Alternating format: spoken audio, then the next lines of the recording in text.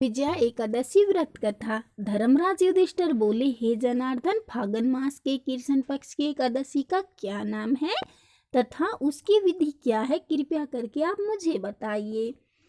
श्री भगवान बोले, हे राजन, फागुन मास के कृष्ण पक्ष की एकादशी का नाम विजया एकादशी है। इसके व्रत के प्रभाव से मनुष्यों को विजय प्राप्त होती है। यह सब व्रतों से उत्तम व्रत है। इस विजय एकादशी के महत्व के श्रवण व पठन से समस्त पाप नाश को प्राप्त हो जाते हैं। एक समय देवेश्री नारद जी ने जगत पिता ब्रह्मा जी से कहा, महाराज, आप मुझसे फागुन मास के कृष्ण पक्ष की एकादशी विधान कहिए।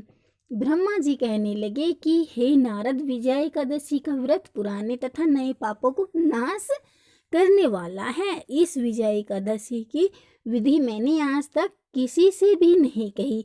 यह समस्त मनुष्यों को विजय प्रदान करता है। त्रेता युग में मर्यादा पुरुषोत्तम श्री रामचंद्र जी को जब 14 वर्ष का वनवास हो गया, तब वे श्री लक्ष्मण तथा सीता जी सहित पंचवटी में निवास करने लगे। वहां पर दुष्ट रावण ने जब सीता जी का हरण किया, तब इस समाचार से श्री रामचंद्र जी तथा लक्ष्मण अत्यंत व्याकुल हुए और सीता जी की खोज में चल दिए।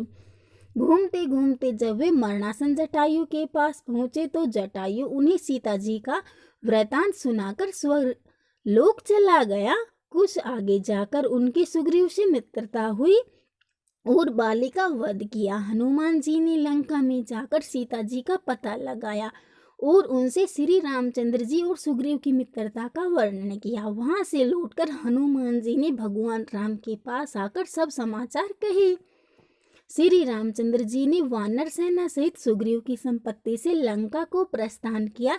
जब श्री रामचंद्र जी समुद्र से किनारे पहुंचे, तब उन्होंने मगरमच्छ आदि से युक्त उस अगाध समुद्र को देखकर लक्ष्मण जी से कहा कि इस समुद्र को हम किस प्रकार से पार करेंगे।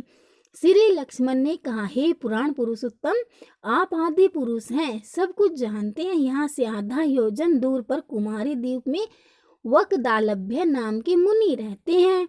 उन्होंने अनेक ग्रह देखे हैं।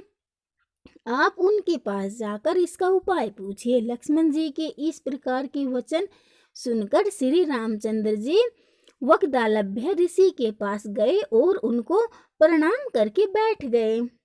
मुनि ने भी उनको मनुष्य रूप धारण किए हुए पुराण पुरुषोत्तम समझकर उनसे पूछा कि हे राम, आपका आना कैसे हुआ? रामचंद्र जी कहने लगे कि हे ऋषि, मैं अपनी सेना सहित यहाँ आया हूँ और राक्षसों को जीतने के लिए लंका जा रहा हूँ। आप कृपया करके समुद्र पार करने का कोई उपाय बताइए। मैं इसी कारण आपके पास आया हूँ।